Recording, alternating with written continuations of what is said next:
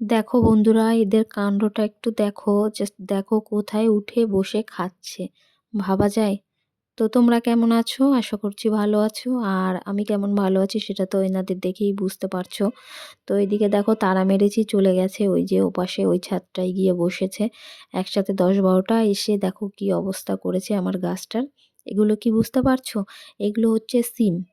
এটা সিম গাছ। কিছু সবজির খোসা টবে ফেলেছিলাম, তো সেখান থেকেই গাছটা হয়েছে।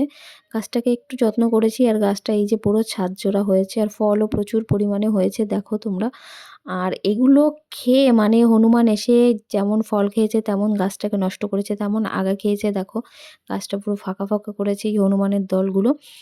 আর শুধু আমার যে গাছ নষ্ট করেছে সেটাও নয়, আমার আশেপাশে যাদের যা গাছ ছিল ছাদে সব কিছু নষ্ট করে দিয়েছে। সব কটা গাছই তাদের নষ্ট করে দিয়েছে, আর আমার তো কি বলবো। আর দেখো কি অবস্থা করেছে, কষ্টে বুক ফেটে যাচ্ছে। দেখো একটা গাছ লাগিয়েছি, এদের তাড়ানোর উপায় জানা থাকলে অবশ্যই আমাকে একটু বলো।